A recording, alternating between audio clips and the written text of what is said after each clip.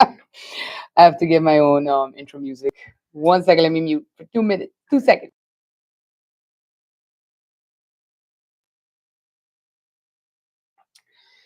All right, I'm gonna get started because we have a lot to cover, guys. Um, this was gonna be the episode dedicated to hurricane preparedness, but now I'm gonna call it the country preparedness and awareness episode. But before we get to that, we have a. It's not really a tea fact. It's more of a tea question.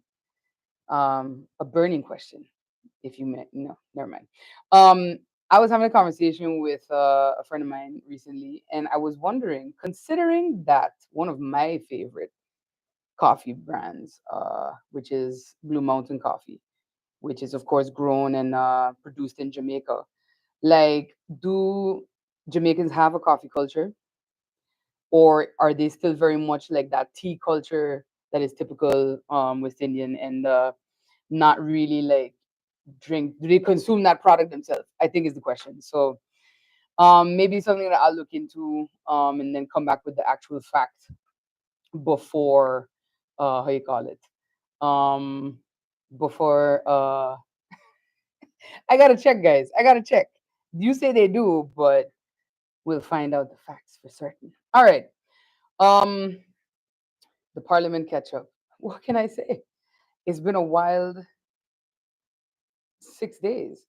On Monday, May 20th, as you know, MP Kevin Mingret withdrew his support following the meeting that we had to approve the credentials for MPs, for incoming, then incoming, now current MPs Viren Kotai and Michel Bruch.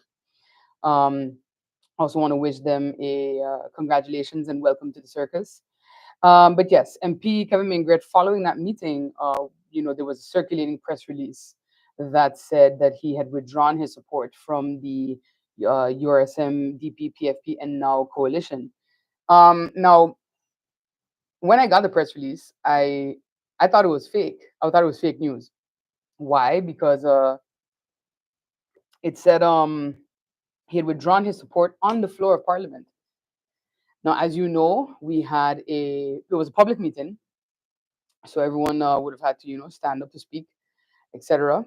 Um, but he didn't stand. He gave some notifications in the beginning, uh, and that was about it. So I kept racking my brain, like, did he actually do this? And I missed it.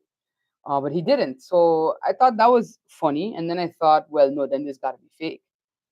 And then after that, I went upstairs to a presidium meeting as second vice chair of parliament. And then, of course, the images circulated of the whole agreement that had the MP's signature on it, stating that, um, he had withdrawn his support and that he was receiving two ministries, etc. So I said, okay, that's interesting.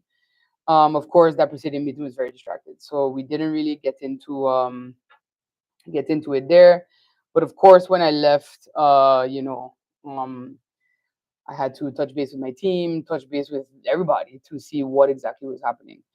And it was communicated, that indeed the prime minister would be invoking Article 59, but we'll touch on that a bit later. Then there was a press conference of the Salty Seven and MP Mingret and their reasons for creating this new coalition agreement. And it was honestly the most uncomfortable looking press conference I have ever seen. This is like a press conference. If there had been a press conference with Diddy and Cassie in the same room, that's quite literally what it looked like. And it was cringeworthy in many instances, especially hearing the reasons given, which were, there was no communication, there was no, respect, and so forth. And I shared this on Lady Grace as well, where I said, as party leader for the Party for Progress, but also as a coalition partner, I took it upon myself, even though I wasn't asked to kind of try to offer some guidance. There were indeed losses to Parliament.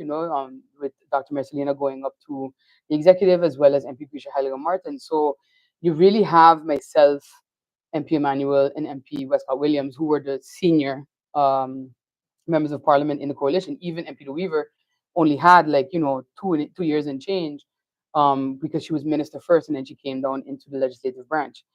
And I took it upon myself to talk to the incoming and the already sworn in MPs and say that it's going to be rough, because let's face it, guys, we have been very open about um what has been happening since this election. We've been very open in the sense of, all of us have been approached several times. And indeed, I want to make it abundantly clear as well. Um, there have been conversations, but never confirmations. And conversations are not just to discuss, well, what ministry you want, but also to see where do you align. And that is something that we did after the 2020 election. Even though we knew we were not going to be joining a coalition, we met with everybody to find out, even from opposition, where can there be alignment. And this is also something that we did this time around. While we were in coalition, you still would like to get opposition support for certain things. And this is something that, as a faction in opposition, former MP Peterson and I did for 4 years with the then NA up government. Um, so it's not weird. I read the Good MP's press release where he said that many coalition members were in discussion with opposition, for sure. In fact, that is how we knew that we were not willing to form coalition with anyone else, because in a January meeting, while things were still in discussion and negotiation phase, we were told to our face that, well, you guys could keep Vrami, but my camp would have an issue with Rayon as minister. And we were told that by one of the leaders of the National Alliance. And I say one of the leaders because I'm sure we've all read the public secret of what's happening internally over there. So I think it's been very obvious what the target of the goal then of the opposition has been. Opposition coalition, now opposition again. It's very obvious what that has been, and it's unfortunate. And then in a surprise, kind of twist, you see on Saturday, May 25th, MP Maigret sent a letter to the governor to essentially withdraw his support from the coalition agreement that he had just signed, and then kind of try to say that he is willing to support the current sitting team missionaire government. Because as soon as Article 59 was invoked and that decree was signed, Parliament's essentially moot. The government is in a demissionary status. They can continue to do work that has, been begun and stuff like that. But to be honest, that last government, even though they were demissionary, were doing everything under the sun. So who knows? Um, and yeah, so it doesn't really matter to us. I said, well, I read that letter and I thought, well, how does this make me feel? Um, it made me feel a little awkward, because how do you come back after you kind of kiboshed us, but 5 days prior?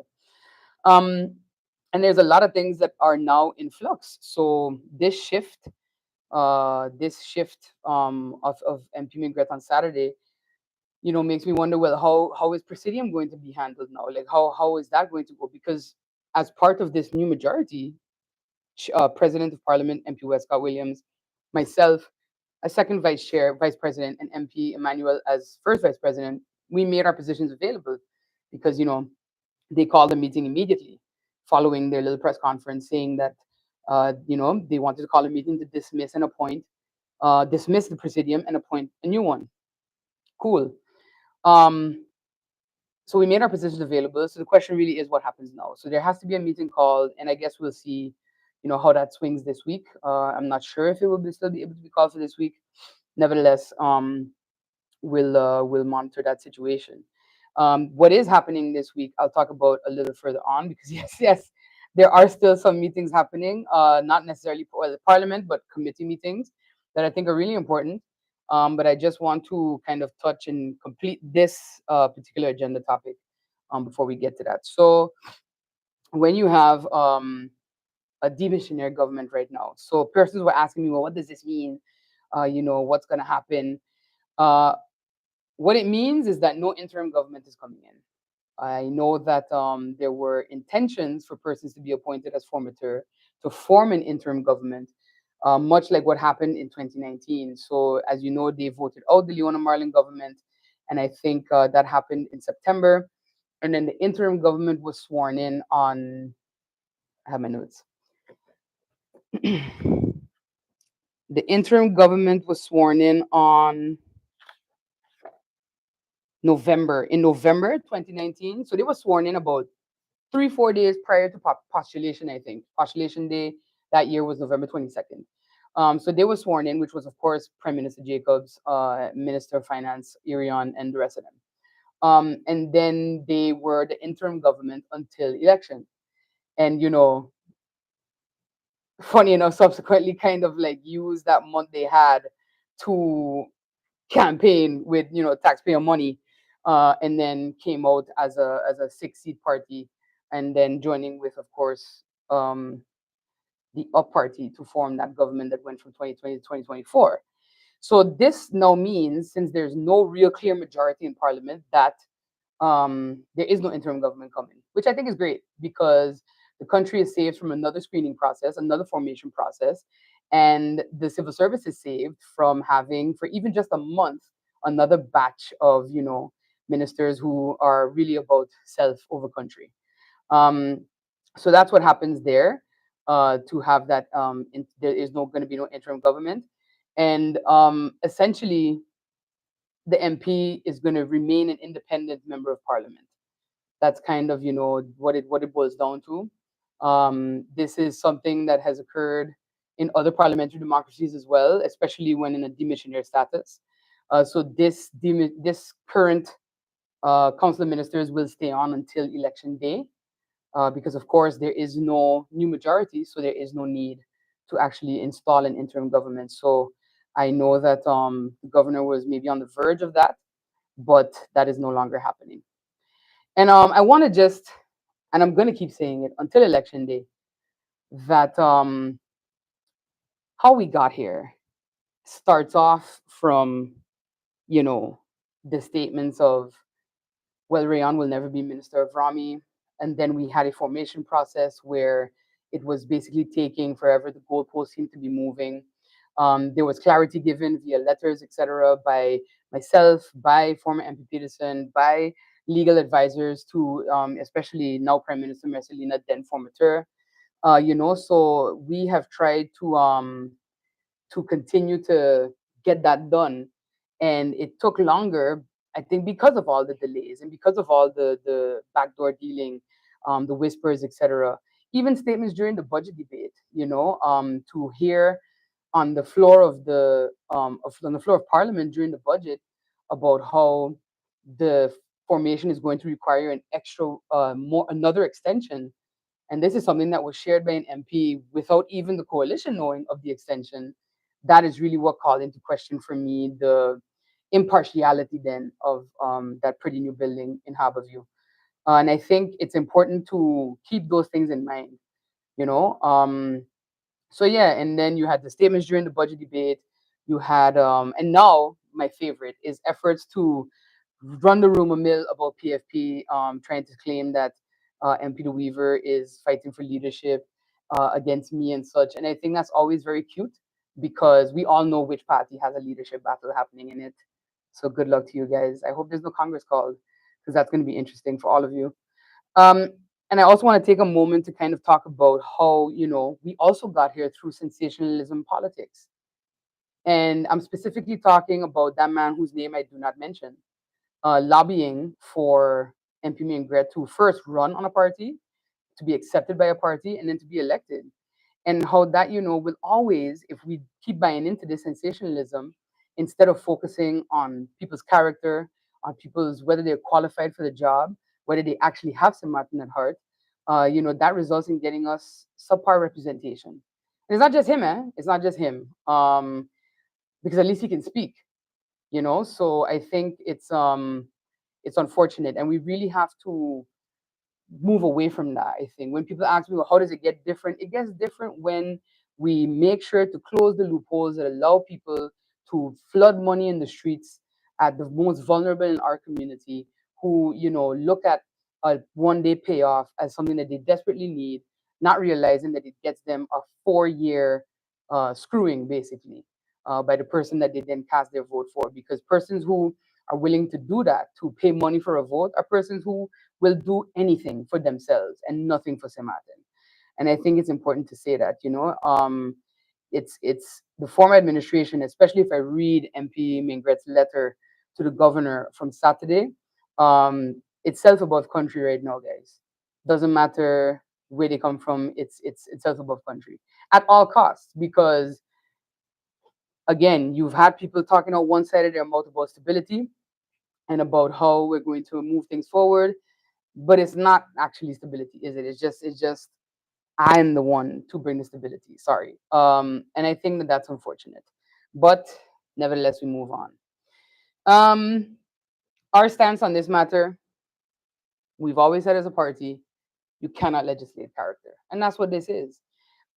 Minister Gumbs, Minister Plenipotentiary Patrice Gumbs said on our Lady Grace interview that persons are now attacking Kevin and the fact that he's of Haitian descent as a reason for why this was done. And I want to echo the minister when I say that that is absolutely not what has happened here. The Haitian people did not do this. The Haitian community did not do this. One person who it happens to be of Haitian descent did this. At the end of the day, we have to get away from triggering the xenophobia when it doesn't suit us and stifling it when it doesn't suit us. And that's really a concern for me, because you have such a blended tapestry right now on St. Martin that you don't really know who is from where or whatever.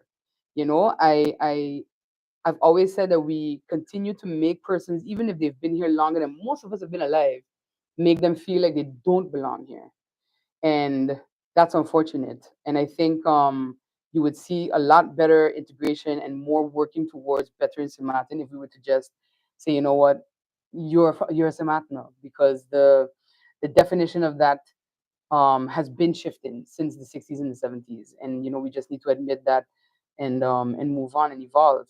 And I think further to that, I once again don't. I understand, and I am completely upset with MP Maingret for his decision, because especially since I let it be known that if at any time you are feeling the pressure, you just call me. Just call me. Like, everybody knows I'm usually always on my phone, and I usually call back right away once I see that I've missed a call or I've missed a message. And I thought that there was good enough communication between the two of us that he could have called me and said, I this is what's happening and I need help. I would have helped, because I know how it goes in this game. They've done it to almost every young politician since 10, 10, 10, and even before then. And at first, it was external persons doing it to our politicians, and now it's politicians doing it to our politicians. So I think it's unfortunate that we continue to trap people like this, because not everyone can withstand such pressure. I definitely can. We definitely withstood it for 4 years, which is why they had a stable government, about as stable as Bobby and Whitney's marriage, to be honest. And I know that not everyone can do that, and I get it. I've also had to reflect and say, well, I don't understand. If I can do it, why can't he?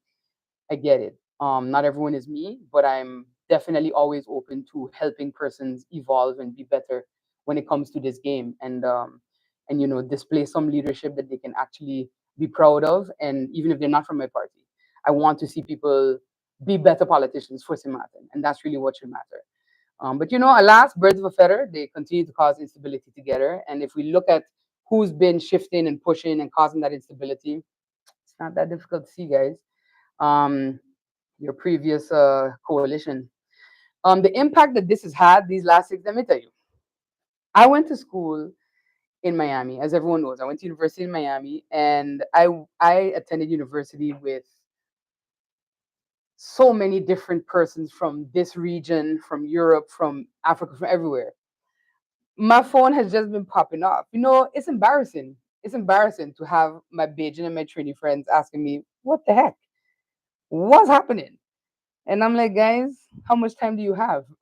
So it's I think we need to also be aware of what this does to us on a regional and international level. And I know some persons as well are upset that there's an election coming, and I want to touch a bit on that as well. There's an election coming because Article 59 is the Prime Minister's response to something that is happening uh, in Parliament that makes it seem as though it is you're getting a rogue Parliament. And this a parliament where you have someone withdraw their support one day, sign something new the same day, and then 5 days later withdraw the same. And say, no, that is the definition of why Article 59 was created. There's confusion in Parliament because there's no clear majority. So, yeah, there has to be an election. It cannot be pulled back. I know that many people were hoping that it might be able to, but still, the overwhelming number of messages I got from persons saying, please don't tell me that elections is going to be canceled, um, also shows that people, I think, are ready to actually punish this type of behavior, to punish this type of character, not just in the person that jumped ship, because when you jump from a ship, it would be good to know that there's a ship next to you to jump to. That's the reality of it. Most are not jumping into waters, into any, shark infested waters on their own. A lot of times I mean, I don't know if I can call it a ship, maybe a dinghy, maybe just a dinghy with like a duct tape patch on it because there's holes in the ship itself. So I think that we also have to continue to stress that because every time that someone leaving a coalition has caused it to fall, everyone talks about the person, but they never talk about the others who have been kind of pushing them in that direction. And if I were a weaker minded person, if I was not the person I was, if I hadn't been raised in this, I also might have fallen for but let me farm this thing now. This ain't gonna last. That's what's was said to me during the budget debate. Okay, I'm telling you honestly, that's what was said to me during the budget debate by persons from the opposition benches. This thing ain't gonna last. And I'm like, why won't it last? It won't last as long as y'all keep interfering. And I think that everybody has to be really real with themselves about that. Like, look in the mirror, dog. I don't know how many more thousand votes you have to lose in a 4-year term where you were actually governing to be able to say, wow, maybe we, kibosh this up. Yeah, I can't cuss on my live stream.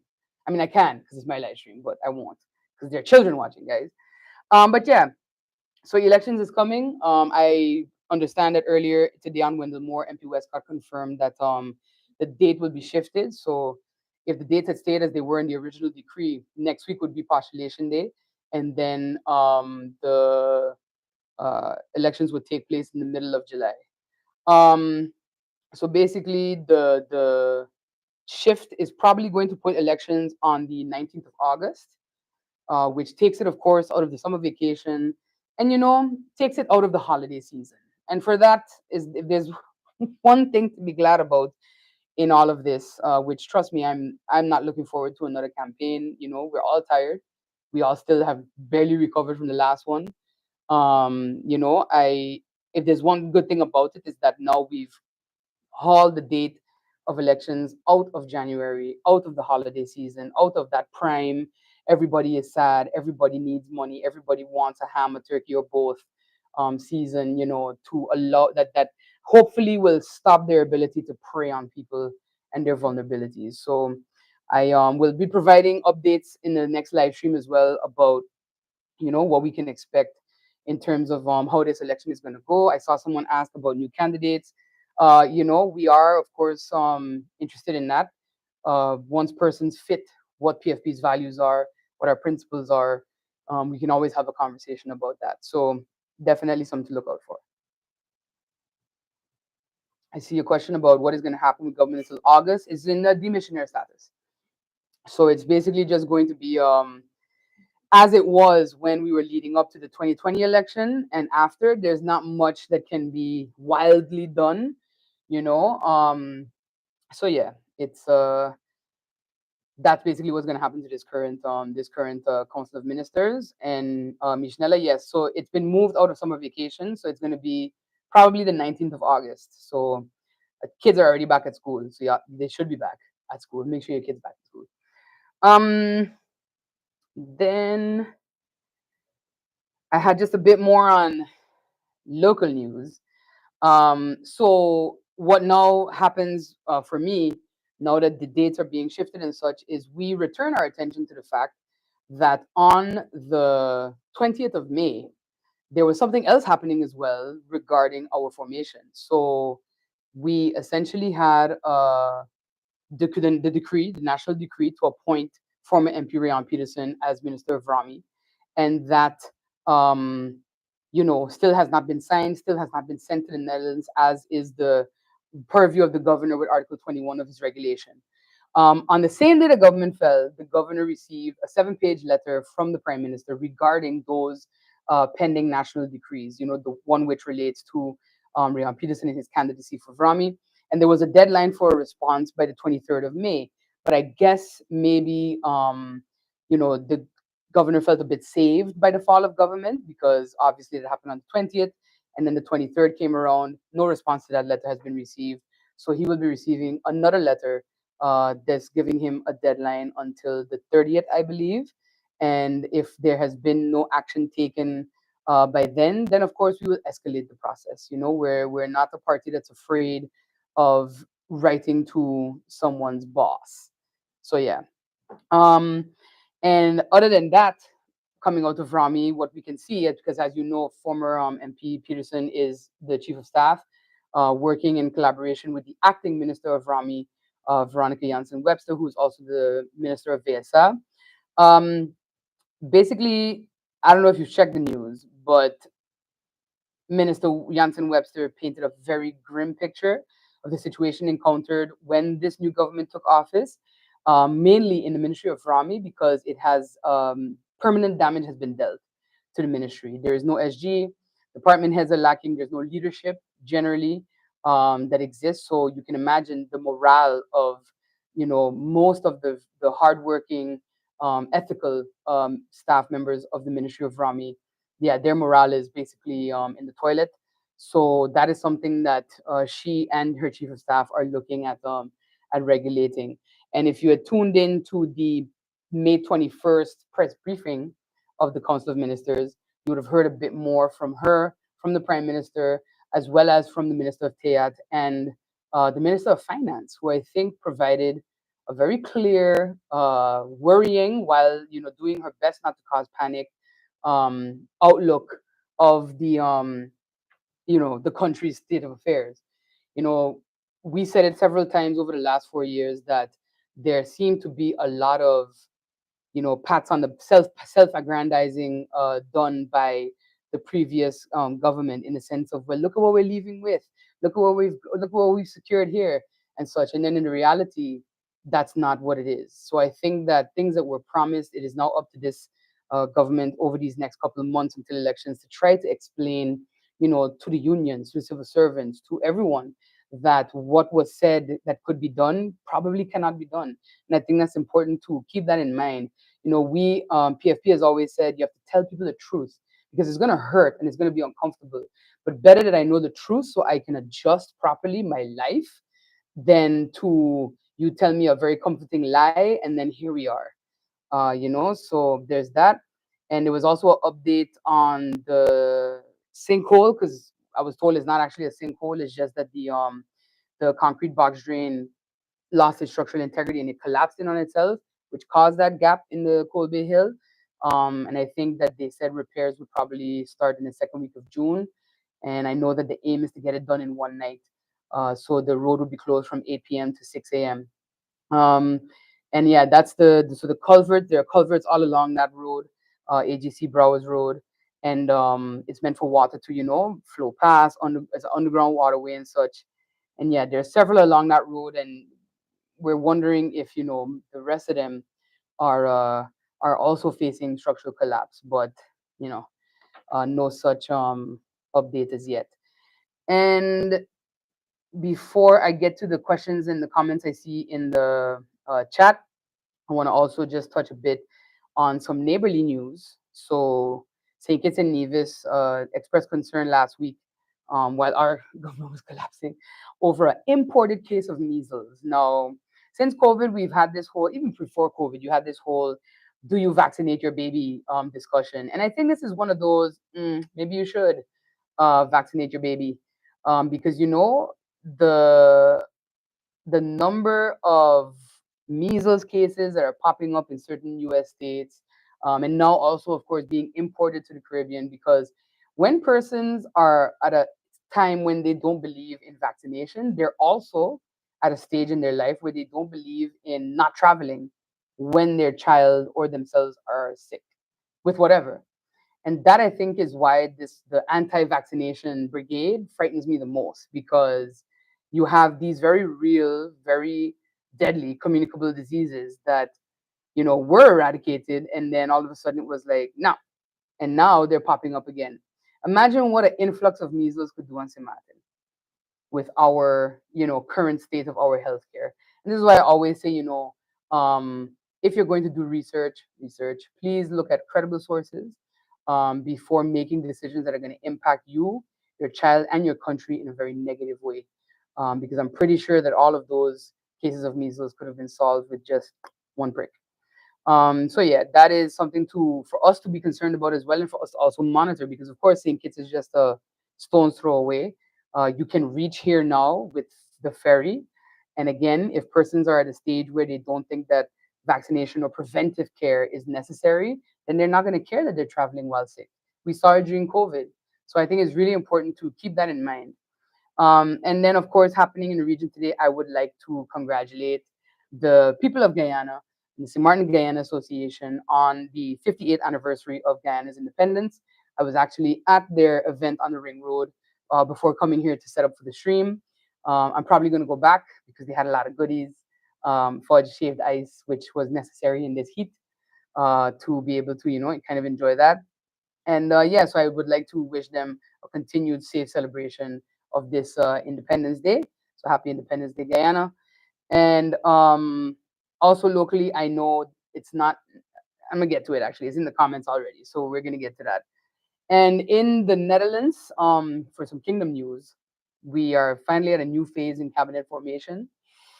Richard Van Zwol can start looking for ministers and state secretaries for a new cabinet. And a majority of the House of Reps approved the proposal by Geert Wilders, the PVV leader, to appoint Van Zwol as formateur.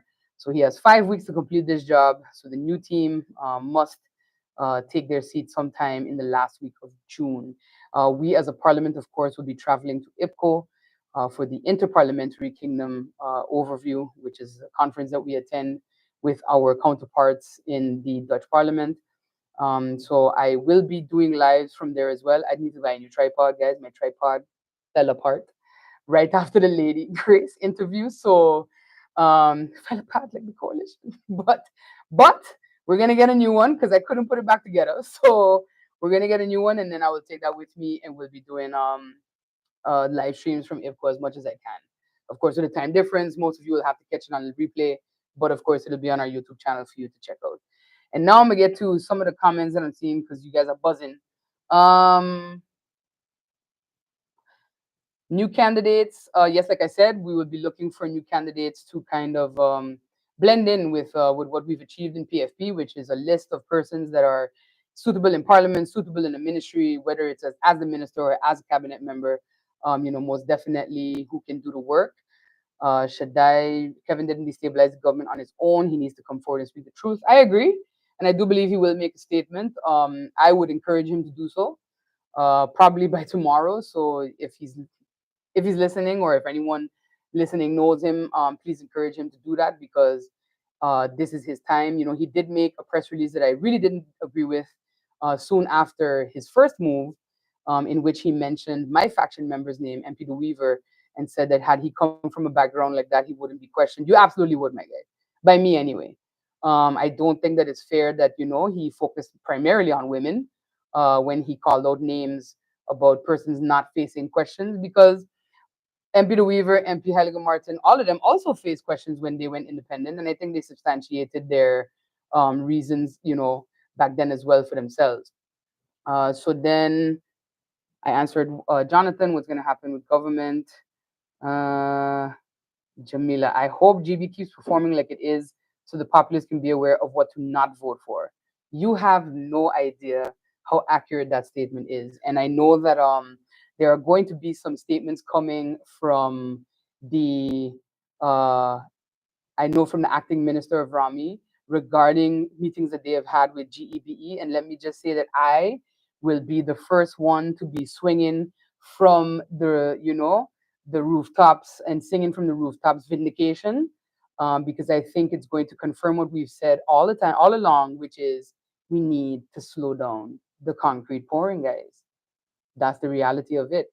The GB grid, if anyone lives, if you've been alive this last week, you know that it is under stress, it is under strain. There are generators, I believe, that will need repairing that I don't know if they can be repaired in a suitable amount of time. And we're now going into hurricane season, so that gives me even more concern. So definitely, I hope to be able to touch on that, whatever comes out of the Ministry of Rami and the Ministry of General Affairs this upcoming week regarding the situation at GEBE. Um, and Serge, do you think we need international observers this time around? I think we needed them in January. I agree. And you know what else I'm going to propose? I'm also going to propose that we stop having persons at the polling stations. I think it's come to a point in our political culture where the feel good camaraderie that we used to have that we never really had because it was kind of on a it was kind of kept under a certain line, where there would be this kind of bitterness. Not, I don't want to say violence, but I think in January, what we saw happen at Belvedere, where you had up supporters violently targeting candidates and supporters of the Now Party, even threatening supporters of the PFP Party, as well as other parties that were gathered there just because they were told to stop riding their ATVs like a bunch of hooligans. I think that it's the time has come for us to just say, nah. You go, you cast your vote. There's nothing there. There's nobody there but the police, the voting bureau, and whatever deity you believe in watching you in the voting booth. Because that level of violence and that level of interference, I would have fined them. I would have fined the up party like 10 G's for that. I don't know if they have it, but I would have fined them for that because you at a certain point have to take responsibility for your supporters. I always tell people, don't let me catch you doing foolishness in the PFP shop now, because I'll take it off you in the street. So I think you really have to get to a point where you're like, indeed, that Belvedere incident was terrible, terrible. My own candidate was there. Persons were threatening to shoot people. So the fact that police presence was not heavy enough, the fact that we had no observers around to give advice on this, because I'm sure they would be agreeing with me and saying you need to stop people from being in front of the polling stations. Like there is no reason you should be there. Campaign is officially done. You understand? But that's part of our political culture. But culture is a thing that is always in flux. It is always evolving. It is always changing. It is not static. So we definitely have to talk about how we can adjust that to make sure that it is actually safe. Because the whole ATV thing was because they were literally kids also there standing up. So yeah.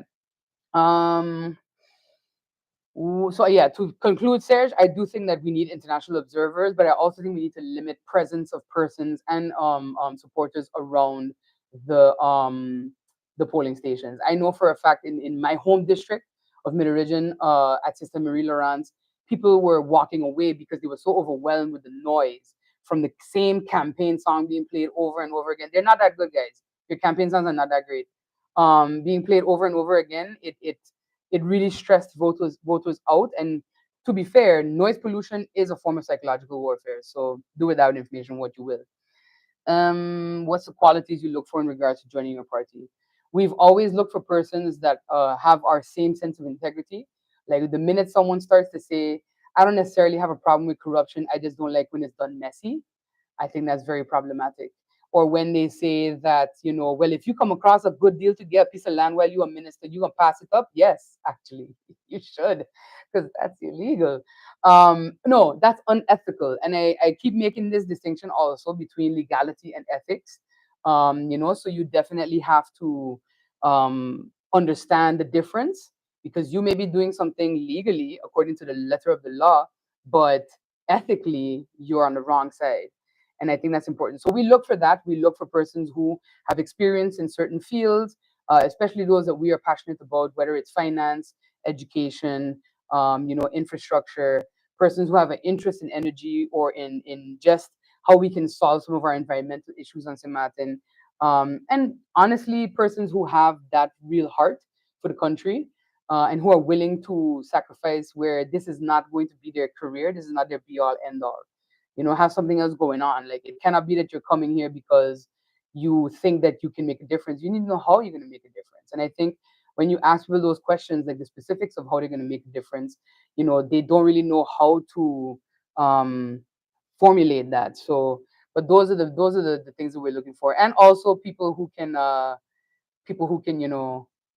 deal with our level of muppetry, because we're jokers, guys. Like, we have a lot of fun together, and that's that's basically, I think that's like our top priority. And then, well, integrity, being able to have fun, and then having a good heart for St. Martin and being willing to work hard, because it is a lot of hard work.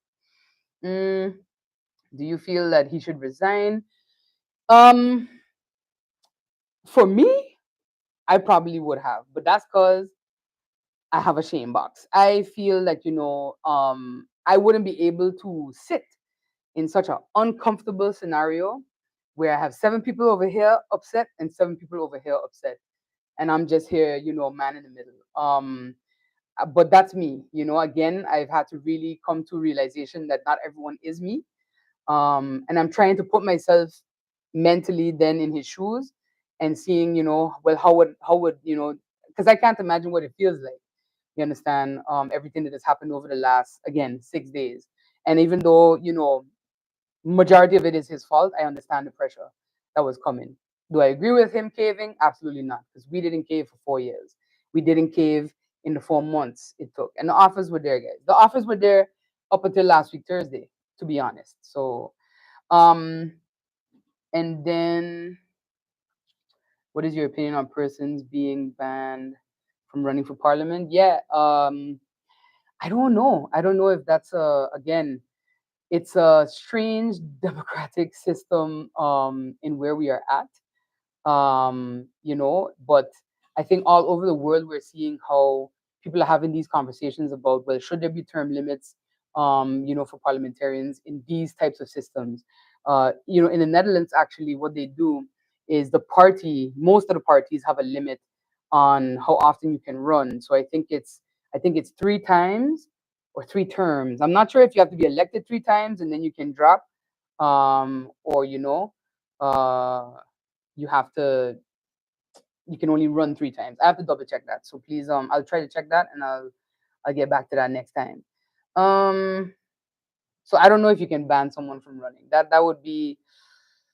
I mean, you can temporarily, because you have a person who's not able to run right now, also because they're in prison. Um, what has to be done? There's a shortage of police. Yeah, no, I agree. And the shortage of police, and it was surprising to me in January where we also had a shortage of police, and they brought in officers from Curacao and Aruba, but I didn't see any of them anywhere.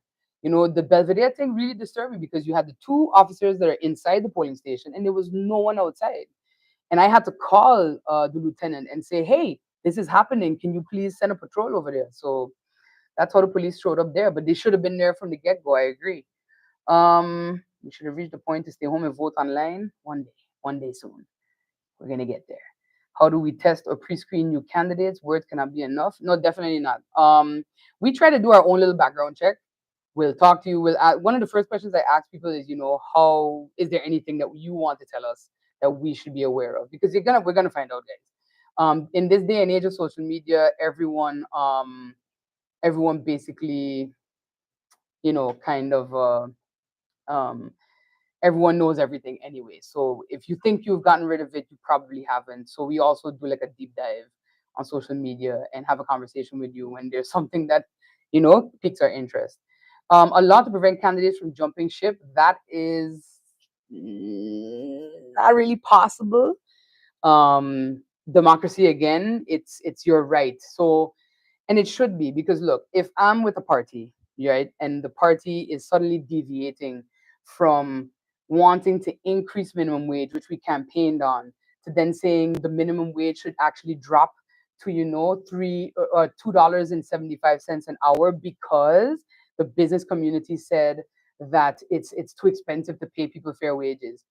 I leave in that party one time because I don't agree with them. Now, there are different parliamentary democracies that have different ways to deal with independent members of parliament. I spoke on the campaign trail about a law in New Zealand that actually expired 2 years ago, I think, where when you went independent in parliament, you had to resign entirely from parliament. Your party kept the seat, but you were gone. Only recently does the New Zealand parliament have independent members, and now they have two. Because it's not, because you are punished at the polls when you go independent. People, and not only that, but you're limited in your speaking time. You're limited in the benefits that you receive. We are now discussing here in Parliament in faction leaders meetings about the possibility of independent members not becoming faction leaders, because of course when you're a faction leader you get to go to IPCO, so you get to travel to the Netherlands or to Aruba, Curacao, or Bonaire, wherever we do it, in the spring and the summer. You get to, have a voice in faction leaders meetings, and you get to have a voice in the Kingdom Relations Committee. I don't necessarily agree with that, especially since I saw, two independent faction leaders basically waste the people's money on the IPCO trips.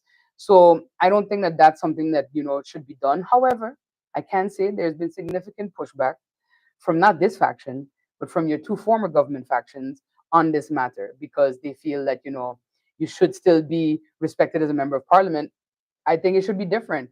Most times, independent members don't get staff. Here, when you go independent, you get two staff.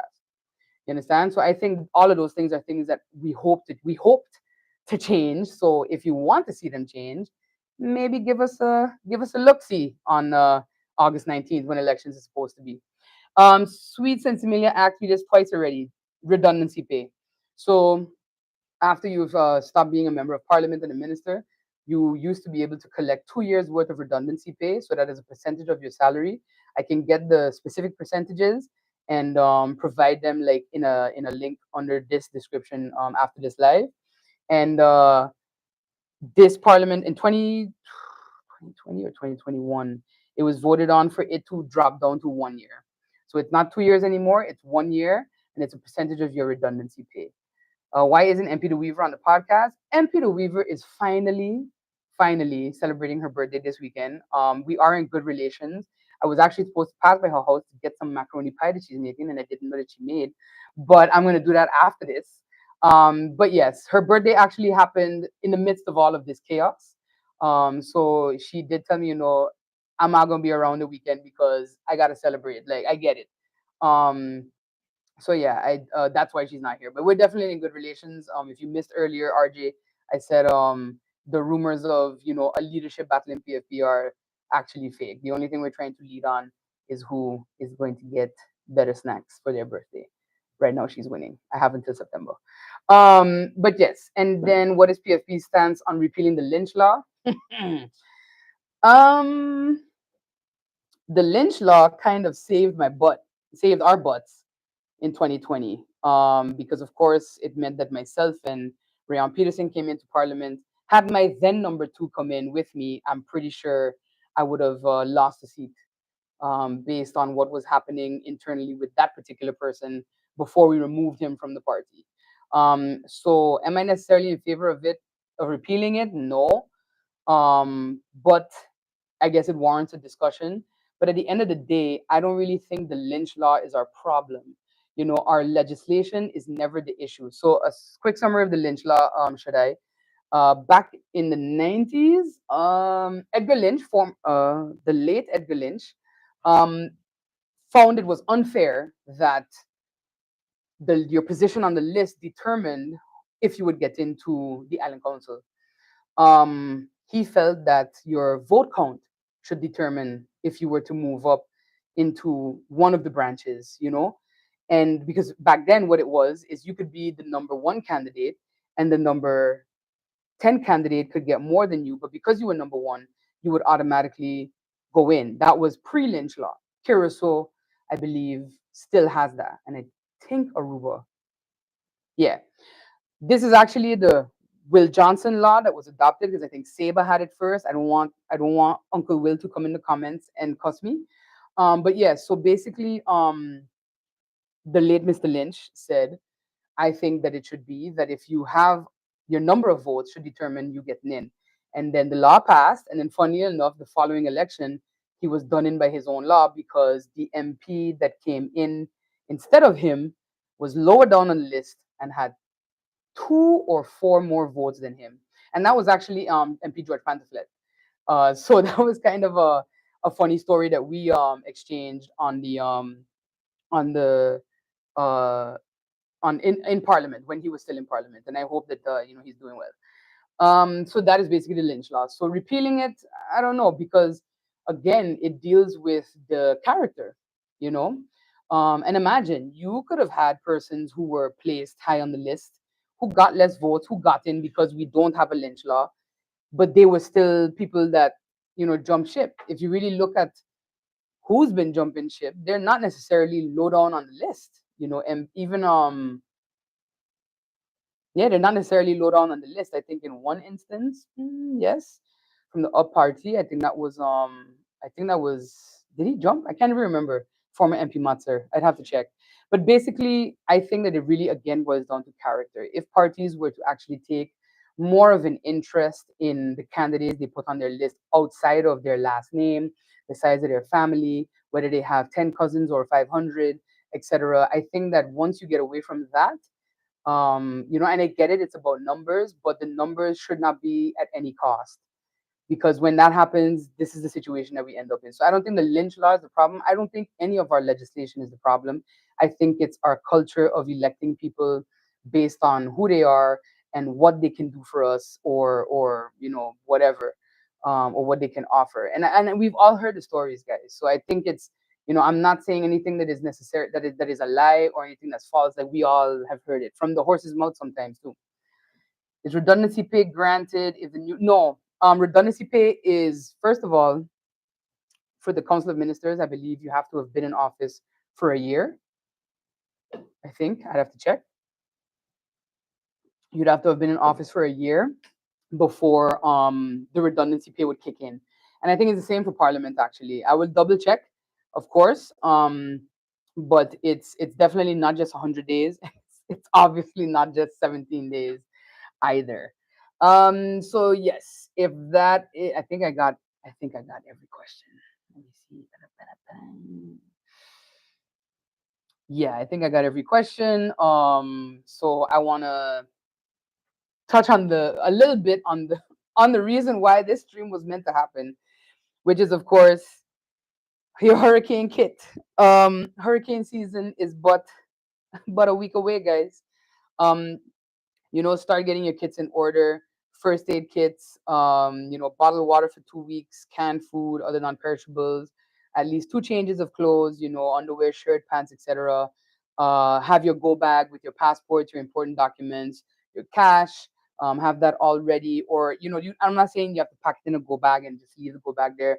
If there's a storm approaching, those are the moments when you pack that. But in terms of collecting your non-perishables and your bottled water and such, you can start that from now. Check the deals at Carrefour, Sunny Foods, Costco, etc.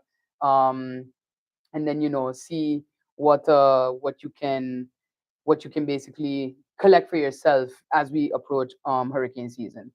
And other than that, I would say don't forget to subscribe to the PFP channel to be notified of new videos. Follow our social media pages, Facebook and Instagram. And we also have a Twitter. It's woefully underused. We're getting there. Join our WhatsApp community though for all PFP updates, and you'll actually get the updates before the social channels get the updates. I know that there's a graphic going around right now with the QR code that you can scan for that. And our Projects with Progress sign up link is still active on the Project with Project socials, and those will be shared again in the future this upcoming week. This week in Parliament, we have two meetings. They're not necessarily big meetings, but they are still important. So on Tuesday, we have a CCARE meeting, which is closed door. That's the Committee for Kingdom Relations, of which I am chair. And that is preparations for tripartite and IPCO.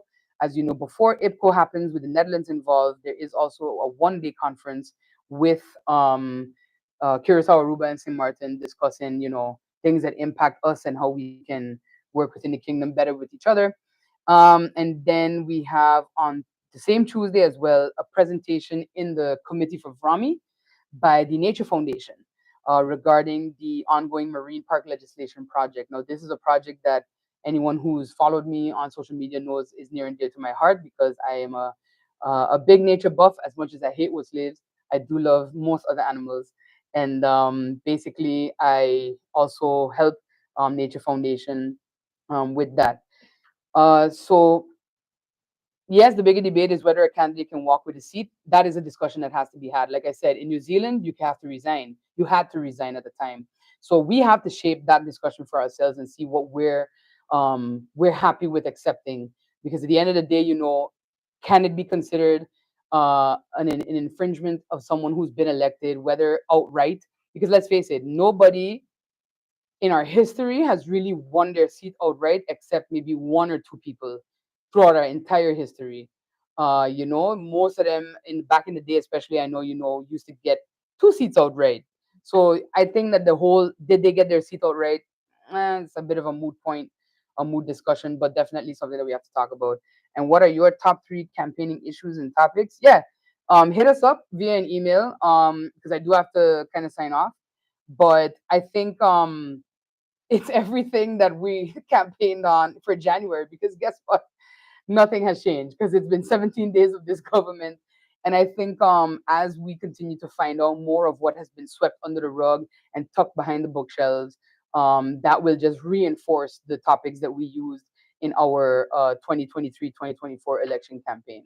So we'll hear more about that as the time ticks on. But for now, thank you all for joining the stream and see you next week.